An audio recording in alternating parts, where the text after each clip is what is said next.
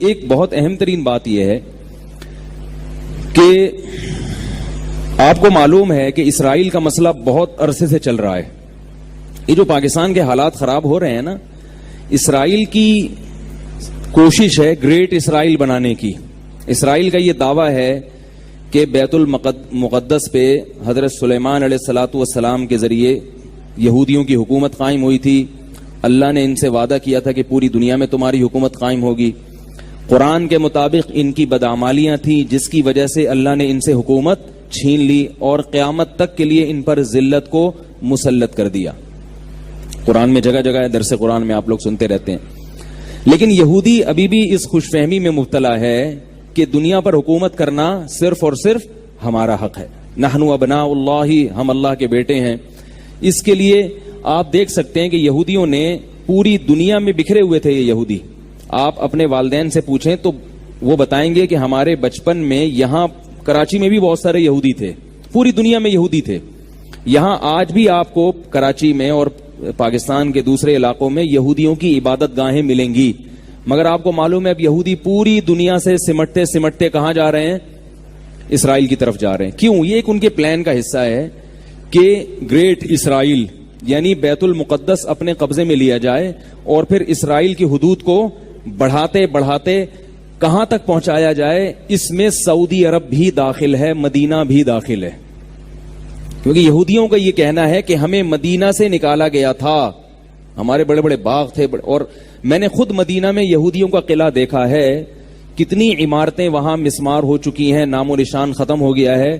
مگر وہ یہودیوں کا جو بنو قریظہ کا قبیلہ تھا وہ آج بھی محفوظ ہے اور اس پر اقوام متحدہ کا بورڈ لگا ہوا ہے کہ یہ آثار قدیمہ ہیں، اسے گرانے کی کسی کو اجازت نہیں ہے. یہودی جو ہے نا اپنی نسلوں کو بتانے کے لیے کہ یہ ہمارے باپ داداؤں کی جاگیریں ہیں جہاں سے ہمیں نکالا گیا تھا. تو اب یہودیوں کا جو منصوبہ ہے بہت بڑا. آپ یہاں دیکھ سکتے ہیں کہ 1917 میں یہ فلسطین میں مسلم آبادی ہے. یہ جو پیلا رنگ ہے یہ مسلم آبادی کو شو کر رہا ہے. اس کے بعد 1946 میں یہ ہرا رنگ جو ہے نا یہودیوں کو شو کر رہا ہے. اتنے یہودی تھے. اس کے بعد 47 میں، 1949 میں، 67 میں، اور اب یہ ہو گیا ہے. اتنا سا فلسطین رہ گیا ہے اور یہ پوری یہودی آبادی یہاں تک. تو یہ تقریباً یہ جو پروجیکٹ تھا نا ان کا کہ بیت المقدس پہ قبضہ 100% تو نہیں ہوا، تقریباً کامیاب ہو چکا ہے. یہودیوں کی جو سازش ہے کہ وہ نقشہ دکھائیں کہ یہودی کیا، ان کا پلان کیا ہے. یہ دیکھ رہے ہیں کہ آپ یہ پورا علاقہ، کویت بھی اس میں، سنی عراق بھی اس میں آتا ہے. آگے چلیں، اگلا نقشہ دکھائیں. یہ گریٹ اسرائیل میں یہ یہودیوں کا جو پلان ہے، اس میں یہ تبوک، سعودی عرب کا جتنا صحرا ہے. آگے چلیں، آگے یہ بڑا نقشہ ہے. اس میں آپ دیکھ رہے ہیں کہ مدینہ بھی آ رہا ہے. ان کے یہ سانپ ہے جو اسرائیل کو دکھایا گیا ہے. یہ ان کا پلان ہے کہ ان تمام علاقوں پر یہودیوں نے اپنی خلافت قائم کرنی ہے. بات آ رہی ہے سب سمجھ میں؟ اس میں شام بھی داخل ہے. اب ہو کیا رہا ہے کہ ظاہر ہے ایسے تو نہیں ہو سکتا کہ یہودی فوجیں لے کے چڑھائی کرتے، درمیان میں بڑے بڑے ممالک ہیں. تو یہودیوں کا جو ہدف تھا ان میں جتنے طاقتور ممالک تھے، ان طاقتور ممالک جن کے پاس ایک مضبوط آرمی ہے، ان ممالک کو لائن پہ لگانا. جن میں عراق کا حشر نشر کروا دیا. سب کو پتا ہے نا عراق کے ساتھ کیا ہوا. صدام حسین جیسا مرضی تھا لیکن ایک سازش کر کے اس کو ہٹا دیا. لیبیا ایک معاشی لحاظ سے بہت طاقتور ملک تھا، تو آپ کو پتا ہے لیبیا میں بغاوتیں کروا کے عوام کو وہاں کے حکمران کے خلاف کھڑا کر دیا. عوام بیوقوف بنی. ان کو یہ معلوم نہیں تھا کہ اس وقت مسلم ملکوں میں امن قائم کرنا ہی سب سے زیادہ ضروری ہے، چاہے آپ کے حاکم ظالم ہوں یا عادل ہوں. کیونکہ ایسا نہیں ہو سکتا کہ آپ ظالم حکمران کو طاقت کے زور سے ہٹائیں تو کوئی نیک شریف آدمی مسلط ہو جائے گا. اس وقت اسلامی ملکوں کی مثال ایسے ہے کہ ایک درخت پہ پھل ہوتا ہے نا، میرا خیال ہے نیند آ رہی ہے آپ لوگوں کو، سو رہے ہیں یار آپ لوگ، جاگ رہے ہیں. ایک درخت پہ جو پھل ہوتا ہے نا، آپ پھل کاٹ رہے ہیں لیکن نیچے ٹوکرا آپ کا دشمن رکھ کے بیٹھا ہوا ہے. تو دنیا میں سب سے بڑا بیوقوف وہ ہوگا ہی نہیں جو جا کے پھل کاٹ رہا ہے.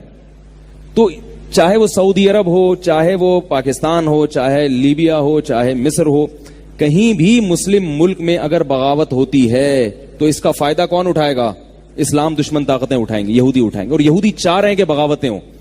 وہ وہاں کی عوام کو حکمرانوں کے خلاف کر رہے ہیں تاکہ کوئی مضبوط حکومت بن نہ سکے. عوام کو آرمی کے خلاف کیا جا رہا ہے تاکہ ان کی آپ اپنے چوکیداری سے لڑنا شروع کر دو گے تو ظاہر ڈاکوؤں سے حفاظت کون کرے گا پھر, اور آپ کے پاس اس کا متبادل کوئی دوسرا فیکٹری کی حفاظت کے لیے چوکیدار بھی نہ ہو. آپ اپنی آرمی کے خلاف اگر ہو جاؤ گے اور آپ کو پتا ہے آپ کے پاس اس کی متبادل آرمی کوئی موجود نہیں ہے تو بھائی جیسی تیسی ہے اس کو برداشت کرو گے نہیں کرو گے, اس سے محبت بھی کرو گے, اس کو برداشت بھی کرو گے, اس کو مزید مضبوط کرنے کی کوشش بھی کرو گے کہ آپ کے پاس جو دشمن طاقتیں ہیں ان سے بچانے کے لیے آپ کے پاس اس کے علاوہ کوئی متبادل نہیں ہے آپ کے پاس. تو یہودیوں نے کیا کیا ہے کہ وہ کہتے ہیں کہ جو کام لڑائی کے بغیر ہو سکتا ہے وہ لڑائی کے بغیر کرو, اور جو لڑائی کے ساتھ ہو سکتا ہے مگر اس میں ہمیں نہ لڑنا پڑے, انہی کو لڑوا کے آپس میں وہ کام ہو سکتا ہے, تو ہمیں اپنی فوجی طاقت کو ضائع کرنے کی ضرورت نہیں ہے.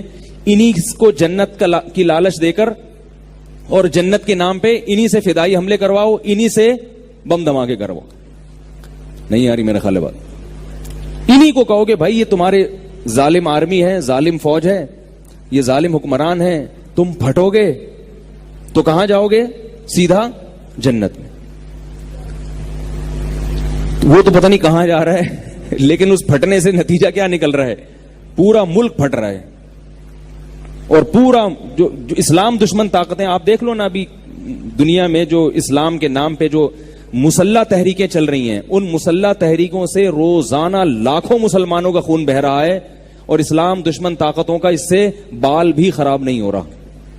لاکھوں مسلمانوں کا خون روزانہ بہ رہا ہے. مسلمانوں کی آرمی کمزور ہو رہی ہے اس سے, جہاں بھی دنیا میں لڑائیاں ہو رہی ہیں اور بغاوتیں ہو رہی ہیں. اس وقت ہم نے بڑے علماء سے سنا ہے کہ اس وقت مسلم ممالک کی حفاظت کرنا یہ سب سے زیادہ ضروری ہے, اور اس کے لیے آپ کو برداشت والی پالیسی اختیار کرنی پڑے گی. ابھی ہمیں کرنا کیا ہے وہ میں انشاءاللہ اس پریزنٹیشن کے آخر میں بتاؤں گا کہ ہم اپنے ملک کے لیے کیا کر سکتے ہیں اور ہم اسلام کے لیے کیا کر سکتے ہیں, وہ میں انشاءاللہ بعد میں بتاؤں گا.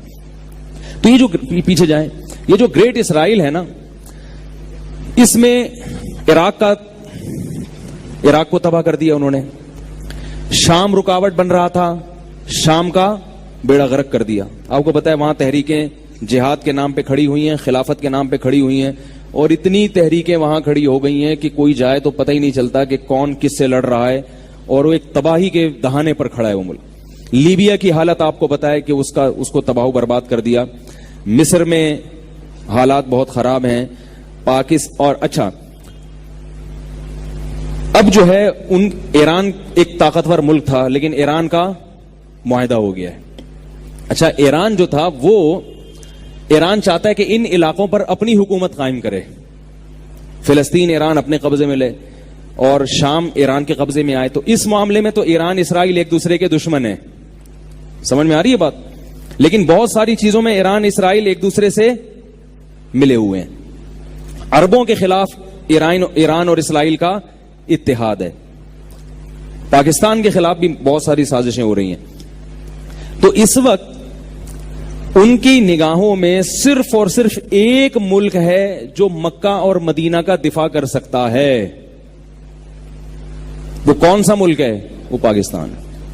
صرف اور صرف ترکی بھی کرے گا لیکن ترکی کا دفاع اتنا پاورفل نہیں ہے, اور پاکستان نے یہ دفاع کی ذمہ داری الحمدللہ شروع بھی کر دی. آپ کو پتا ہے مکہ اور مدینہ کی طرف میزائل داغے گئے ہیں. ان میزائل کو ناکام بنانے والی فورس کون سی تھی؟ پاکستان. پاکستانیوں کے ساتھ تو بڑا ظلم ہوا ہے سعودی عرب میں, جیسے ذمہ ہوتے ہیں نا اس طرح ان کے ساتھ سلوک ہے. لیکن پاکستان نے الحمدللہ اپنی طاقت کا لوہا ایسا منوایا ہے کہ عرب لوگ مستقبل میں اپنی معیشت کو بچانے کے لیے اور اپنے ملک کو بچانے کے لیے کس پر کفالت کریں, کس پر اعتماد کریں گے؟ پاکستان. میں نے ایک بہت بڑے سائنٹسٹ سے سنا ہے کہ 1 ہفتہ لگے گا اسرائیل کو مکہ پہنچنے میں. آپ نقشے میں دیکھ سکتے ہیں کہ اسرائیل جو درمیان میں جتنی رکاوٹیں تھیں وہ اسرائیل دور کر چکا ہے. صرف صحرا ہے. اگر اسرائیل کے ٹینک مکہ کی طرف یا مدینہ کی طرف چلتے ہیں تو وہ جو اس کو صحرا کا فاصلہ طے کرنے میں جتنا ٹائم لگنا چاہیے نا بس وہ لگے گا, درمیان میں کوئی اسپیڈ بریکر اس کے لیے نہیں ہے. عربوں میں بالکل بھی لڑنے کی طاقت نہیں ہے سعودی عرب میں. تو یہ کر کیوں نہیں رہا؟ صرف کس وجہ سے؟ رکاوٹ کون ہے؟ پاکستان. پاکستان آرمی بھی رکاوٹ ہے اور پاکستان کی عوام بھی رکاوٹ ہے, کیونکہ یہ رپورٹ ہے کہ حرمین سے جتنی محبت, والہانہ محبت پاکستانی عوام کو ہے, اتنی والہانہ محبت دنیا میں کسی ملک میں نہیں ہے.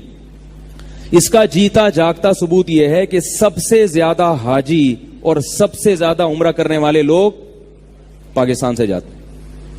اسی وجہ سے وہاں اردو رائج ہو گئی ہے, شرطے اردو بول رہے ہوتے ہیں.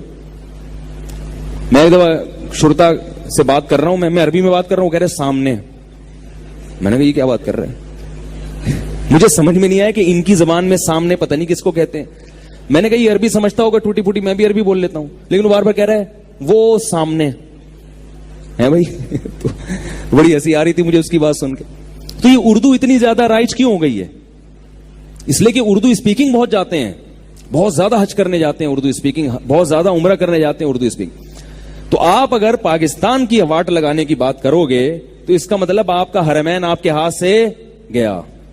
اور یہ یاد رکھو, یہ ریاستوں کا کام ہوتا ہے, اسٹیٹ کا کام ہوتا ہے. یہ چھوٹی موٹی تنظیمیں یا چھوٹی موٹی تحریکوں کا کام نہیں ہوتا. یہ بڑی بڑی ریاستوں کا کام ہوتا ہے, کسی ملک کی حفاظت کرنا یا کسی ملک کو لائن پہ لگا دینا. تو اس لیے عالم اسلام میں پاکستان کی جو عسکری طاقت ہے اس وقت اس کی اہمیت بہت ہی زیادہ ہے. اگر پاکستان کو خدا نخواستہ کچھ ہوا تو آپ کا حرمین بھی خطرے میں پڑ جائے گا. اور یہ صرف زمانی بات نہیں ہے, آپ تحقیق کر سکتے ہیں کہ جو میزائل داغے گئے ہیں, باقاعدہ اٹیک ہوا ہے, اس اٹیک کو روکنے والا الحمدللہ روکنے والی صرف اور صرف پاکستان آرمی ہے.